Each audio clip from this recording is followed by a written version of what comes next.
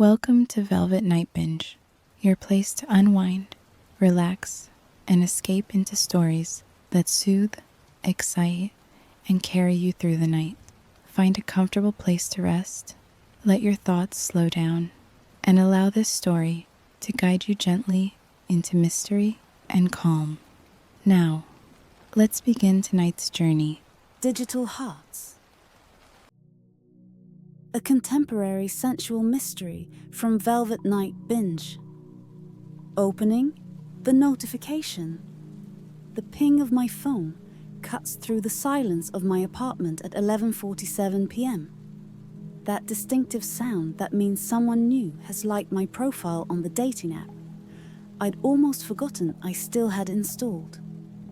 I'm curled up on my velvet couch, laptop balanced on my knees, working on yet another freelance project that's due tomorrow. The glow of multiple screens, phone, laptop, the smart TV playing lo-fi hip-hop videos on mute, creates a modern constellation around me. I should ignore it. I should focus on the client presentation that's only half finished. But something about receiving that notification so late at night, when the city beyond my rain-streaked windows has finally quieted, feels different, intentional. My thumb hovers over the app icon. I haven't opened it in weeks, maybe months. The endless parade of perfectly curated photos and witty one-liners had started to feel more exhausting than exciting. Each swipe a small defeat in the battle against modern loneliness. But tonight, wrapped in my oversized sweater with chamomile tea, growing cold on the coffee table, I tap the screen.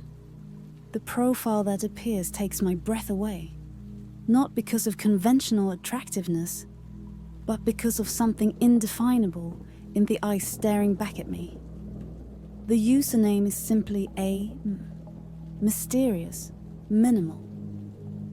The photos are artistic without trying too hard, silhouettes against city lights, hands holding vintage books, shadows and candlelight that suggest rather than reveal. What stops my scrolling finger is the bio. Seeking someone who remembers what it felt like before we all forgot how to be present with each other. Who believes magic can still happen, even through glass screens. As I read those words, rain begins to tap against my window with renewed intensity, creating a rhythm that matches my suddenly quickened heartbeat, without overthinking it, which is unlike me in every possible way.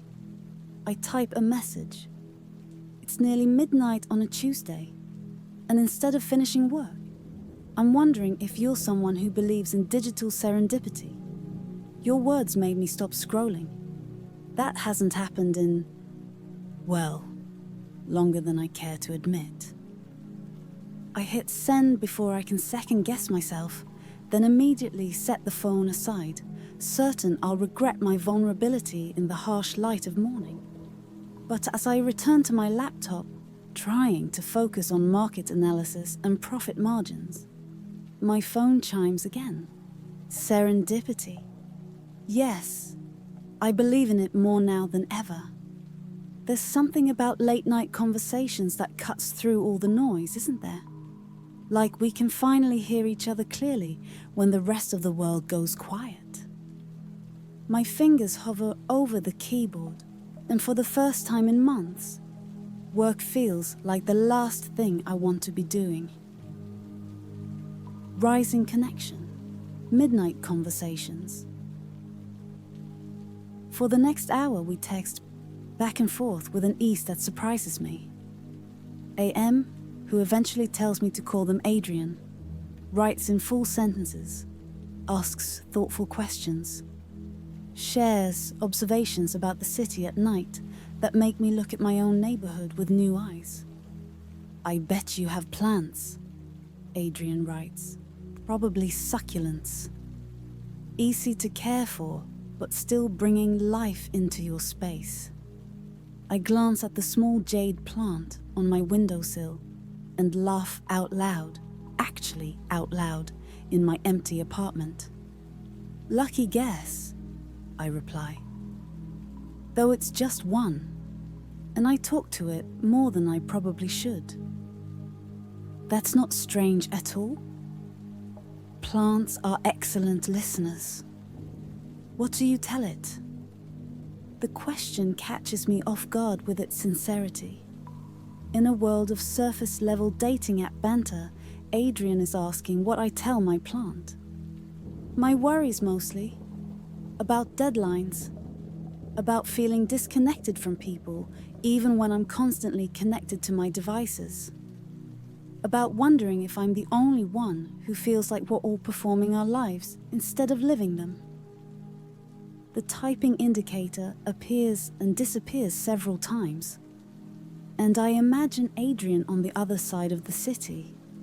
They mentioned living downtown, crafting their response with the same care I'm beginning to recognize as their signature.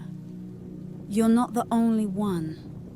I think that's why I'm drawn to late-night conversations like this. There's less performance when we're tired. When our guards are down, we get closer to who we really are. Something about those words makes me close my laptop entirely, abandoning all pretense of productivity. I move to my window, phone in hand, watching the rain create abstract art on the glass. Are you by a window right now too? I text, following an instinct I can't name. Always. 12th floor. The city looks like a circuit board from up here. All those little lights in the darkness, each one representing someone's life, someone's story. Sometimes I imagine what they're all doing at this exact moment. What do you think I'm doing? Standing by your window, maybe in something soft and comfortable. Possibly dancing a little to whatever music you have playing. Definitely smiling at your phone in a way that would embarrass you if anyone could see. The accuracy is unsettling and thrilling. I am smiling at my phones, and I had been unconsciously swaying to the ambient music drifting from my speakers. Are you psychic, or just very good at reading people? Neither.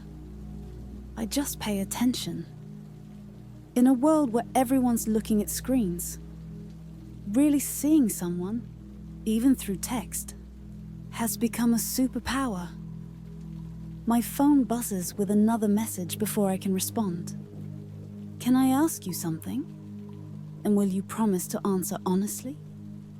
Even if it sounds crazy? Ask away. Do you ever feel like you're waiting for something? Like there's some person or experience or moment that you're supposed to find, but you don't know what it looks like or when it will happen? The question hits me like a physical sensation, recognition flooding through my chest. It's exactly what I've been feeling but could never articulate. That sense of expectancy, of something important hovering just beyond reach. Every day, I type. And for the first time in our conversation, I don't overthink before sending. I thought I was the only one. You're not. And maybe that feeling brought us here, to this exact conversation on this exact night. The rain against my window intensifies, and I find myself pressing my palm against the cool glass as if trying to touch the mysterious energy that seems to be building between us through our screens. Adrian? I type, surprised by my own boldness. What would you say if I told you I wanted to meet you? Tonight. The typing indicator appears immediately. I'd say I was hoping you'd ask. But not somewhere public, not somewhere ordinary. I know a place, if you trust me.